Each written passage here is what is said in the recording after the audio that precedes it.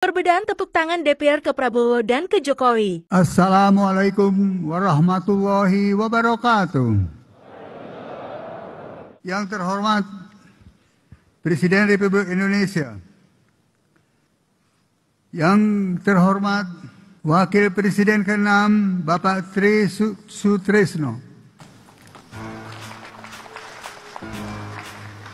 yang terhormat Wakil Presiden ke-10 dan ke-12 Bapak Yusuf Kala, yang terhormat Wakil Presiden ke-11 Bapak Budiono, yang terhormat Bapak Prabowo Subianto, Presiden terpilih Republik Indonesia.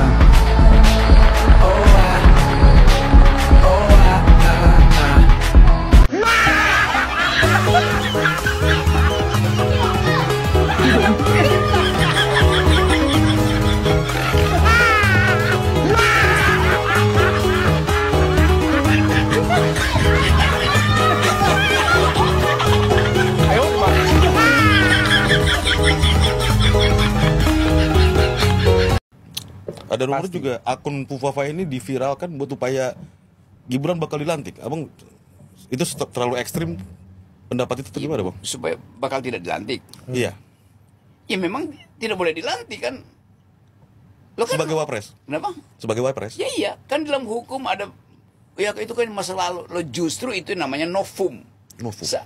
Ya novum, barang bukti baru itu. Halo, Assalamualaikum warahmatullahi wabarakatuh. Apa kabar Sobat Henrys? Semoga Sobat Henrys dimanapun berada tetap sehat, tetap semangat. Seperti biasa Sobat Henrys, welcome back to my YouTube channel Henrys Media.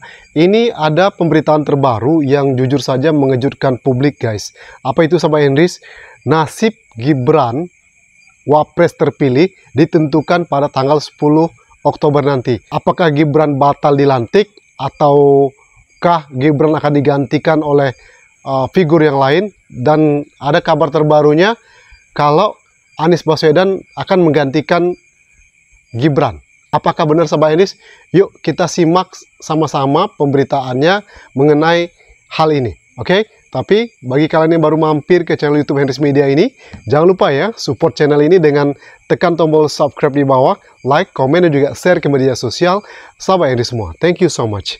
Oke, kita baca dulu pemberitaan yang lagi hangat diperbincangkan dari pikiran rakyat ya. Nasib Gibran ditentukan 10 Oktober 2024, status pelantikan terancam batal. Pengadilan Tata Usaha Negara (PT-UN) Jakarta akan umumkan putusan atas gugatan yang dilayangkan PDI Perjuangan (PDIP) terhadap Komisi Pemilihan Umum atau KPU. Gugatan PDI terhadap KPU terkait perbuatan melawan hukum lantaran menerima pendaftaran Gibran Rakabuming Raka sebagai calon wakil presiden pada Pilpres 2024 tanpa terlebih dahulu membahas perubahan peraturan KPU atau PKPU dengan DPR RI. Dan memang ini sudah santer beritanya ya kalau PDIP mengajukan gugatan ya ke PT-UN. Gugatan yang dilayangkan PDIP ke PT-UN tercatat dengan nomor register 133-G-2024 PT-UN Jakarta. PDIP pihak penggugat diwakili oleh Megawati Soekarno Putri selaku ketua umum, langsung oleh ketua umum ya guys ya. Adapun pihak tergugat adalah KPU. Putusan bakal dibacakan pada Kamis 10 Oktober 2024 pukul 1 secara elektronik 13 ya. Nah, kita tunggu nanti apakah TUN akan memutuskan itu, we will see. Jadwal sidang 13 sampai dengan selesai. Pembacaan putusan secara elektronik melalui e-court. Tulis laman Sistem Informasi Penelusuran Perkara SIPP PT-UN Jakarta sebagaimana dikutip Rabu 2 Oktober 2024. Tercatat ada beberapa hal yang dimohonkan PDIP selaku penggugat. Di antaranya meminta PT-UN memerintahkan tergugat untuk menunda pelaksanaan keputusan KPU nomor 360 tahun 2024 tentang penetapan hasil pemilihan umum presiden dan wakil presiden. anggota Dewan Perwakilan Rakyat, Dewan Perwakilan Daerah, Dewan Perwakilan Rakyat Daerah Provinsi, Dewan Perwakilan Rakyat Kabupaten atau Kota secara nasional dalam pemilihan umum tahun 2024 tanggal 20 Maret 2024. Sampai dengan adanya putusan yang berkekuatan hukum tetap dalam perkara ini, bunyi petitum PDIP. PDIP juga meminta PT UN memerintahkan tergugat untuk tidak menerbitkan dan melakukan tindakan administratif apapun sebagai bagian dari pelaksanaan keputusan KPU nomor 360/2024 sampai dengan perkara ini berkekuatan hukum tetap. Sementara itu dalam pokok perkara, PDIP meminta Majelis Hakim PT UN Jakarta menyatakan batal keputusan KPU nomor 360 tahun 2024 tersebut. Selain itu, PDIP meminta Majelis Hakim memerintahkan KPU untuk mencabut kembali keputusan KPU nomor 360 tahun 2024. Memerintahkan kepada tergugat untuk melakukan tindakan mencabut dan mencoret pasangan calon Presiden Prabowo Subianto dan calon Wakil Presiden Gibran Rakabuming Raka sebagai calon Presiden dan calon Wakil Presiden terpilih berdasarkan suara terbanyak sebagaimana tercantum kepada Keputusan Komisi Pemilihan Umum Republik Indonesia nomor 360 tahun 2024. Demikian isi petitum PDIP. Oke, nah itu sahabat Henris, kita menunggu nih apakah Gibran statusnya akan tetap dilantik atau gagal dilantik. Dan ada juga kabar berita mengatakan kalau nanti Gibran gagal dilantik, maka penggantinya adalah dua opsi ya, Anies Baswedan dan Puan Maharani. Dan ini santer banget ya. Nah, kalau mengenai Anies Baswedan, menurut saya pertama nggak mungkin ya. Kedua, banyak mungkin orang yang tidak akan setuju. Kenapa? Ya jelas Prabowo akan memikirkan orang-orangnya, karena di pasca debat beberapa waktu yang lalu diberi nilai 11 kinerja Kemenhan saja, Prabowo selalu ungkit-ungkit ya di berbagai macam event ya kan kemungkinannya sangat kecil sekali guys ya. Dan saya pribadi ya, kalau menurut saya sih anak abah banyak yang tidak setuju ya kalau Pak Anies menjadi wakil presiden pengganti kalau seandainya putusan PT UN Gibran gagal dilantik. Dan saya yakin juga Pak Anies tidak akan mau dicalonkan menjadi wakil presiden. Sedangkan dicalonkan jadi menteri saja, masuk kabinet Prabowo dia tidak mau. Karena Pak Anies Baswedan orangnya adalah politisi yang konsisten, menjaga konstitusi. Dia menjalankan segala sesuatunya itu dengan jalur konstitusi yang benar dari dulu ya sampai sekarang. Ya dia tidak akan mau. Ya enggak?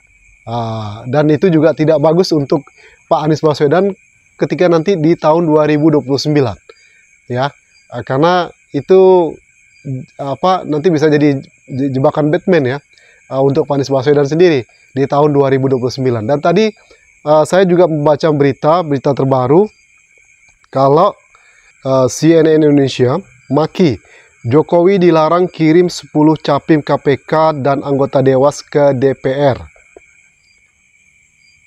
Masyarakat Anti Korupsi Indonesia maki menyatakan Presiden Joko Widodo atau Jokowi dilarang mengirim 10 nama calon pimpinan dan anggota Dewan Pengawas Komisi Pemberantasan Korupsi atau KPK periode 2024-2029 ke DPR RI.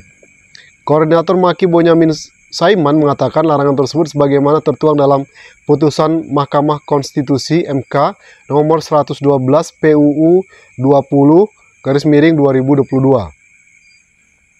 Presiden Jokowi dilarang mengirimkan hasil pansel calon pimpinan KPK dan Dewas KPK kepada DPR karena menjadi kewenangan Presiden periode 2024 hingga 2029 Prabowo Subianto, ujar Bonyamin melalui keterangan persnya Rabu kemarin ya. Larangan dimaksud Bonyamin tepatnya termuat dalam halaman 18 ayat pertama yang berbunyi bahwa masa jabatan pimpinan KPK yang diberikan oleh pasal 34 Undang-Undang 30 2002 selama 4 tahun dan dapat dipilih kembali untuk 1 kali masa jabatan telah ternyata menyebabkan dalam 1 kali periode masa jabatan Presiden dan DPR, yaitu selama 5 tahun.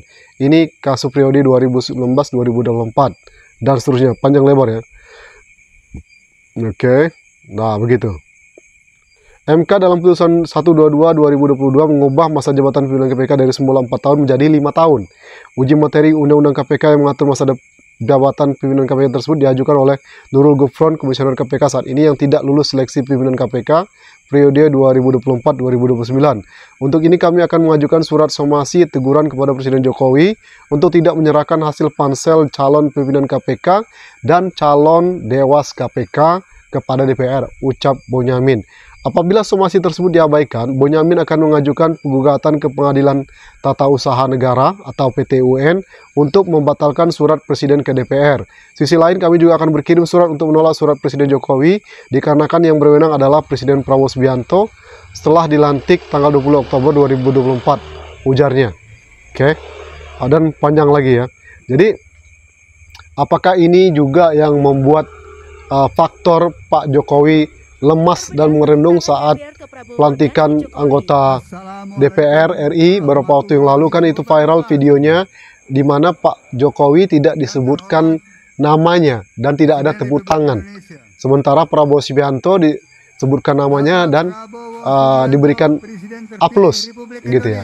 Apakah ini juga yang membuat Jokowi lemas dan merenung? Kemudian saat berjalan pun ada videonya ya. Terkesan Jokowi lemas gitu ya, karena di masa jabatannya Jokowi harus memikirkan bagaimana nanti setelah lengser, kemudian juga dengan anaknya, akun Fufu Fafa. Dan kalau saya perhatikan memang akun Fufu Fafa itu sengaja diangkat gitu ya ke publik ya, agar mungkin inilah tujuannya. Siapakah mungkin yang menunggangi diangkatnya Fufu Fafa tersebut? Ya tentu lawan beratnya Jokowi. Nah, siapakah lawan beratnya Jokowi? Apakah Pak Anies Baswedan? Tidak mungkin kan? Nah, siapa kira-kira lawan beratnya Jokowi? Coba kalian analisa sendiri dan komen di bawah guys ya. Oke, kita tunggu nanti ya. Dan memang Gibran itu sekarang tidak muncul di sidang DPR kemarin, juga tidak muncul. Banyak yang berkomentar mungkin takut diteriakin Fufu Fafa, lalu kemudian nanti tersinggung Pak Prabowo. Apakah karena itu Gibran tidak muncul? Apakah ada hal lain? Nah, itu kan menjadi pertanyaan besar. Ada apa? Kenapa Gibran sekarang terkesan menghilang dan tidak muncul ke publik? Kemana Gibran sekarang? Apalagi ini kan tidak lama lagi dia akan dilantik menjadi wakil presiden terpilih. Dan mungkin kalau saya analisa saya pribadi ya, ini memang ada lawan beratnya Jokowi ya, lawan beratnya Jokowi yang mencoba untuk mengangkat, kemudian ya apalagi jelang lengser gini ya, tentu yang lawan beratnya Jokowi itu pasti kalian tahu lah siapa kira-kira ya kan, ya nggak sama Henris ya. Oke, kita tunggu saja nanti ya, kalau digantikan Pak Anies Baswedan. Kalau saya pribadi sih nggak setuju, dan saya yakin anak Abah tidak setuju, dan Pak Anies Baswedan juga tidak akan mau. Karena apa? Pak Anies Baswedan tidak mau segala sesuatu tindakan politiknya itu tidak sesuai dengan konstitusi. Beliau seorang politisi yang konsisten menjaga konstitusi. Ya, secara konstitusi kan yang terpilih adalah Gibran, ya kan? Kok tiba-tiba dia diganti, kan itu sudah melanggar konstitusi. Dan saya yakin Pak Anies Baswedan tidak akan mau. Setuju nggak Sobat Anies? Oke, kita tunggu saja bagaimana perkembangan selanjutnya, dan nanti kita akan tunggu juga gimana putusan MK mengenai uji materi kotak kosong. Apakah MK akan menerima ataukah menolak? We will see. Harapan kita semua semoga MK mau menerima. Ya nggak Sobat Anies? Jadi peluang Pak Anies Baswedan untuk kembali memimpin Jakarta sesuai dengan aspirasi masyarakat Jakarta itu bisa terwujud. Amin amin ya rabbal alamin. Oke, itu saja video kali ini Sobat Anies. Thank you for your attention. One more time, don't forget to subscribe, like, comment, and share. See you in the next video. Wassalamualaikum warahmatullahi wabarakatuh. Bye bye.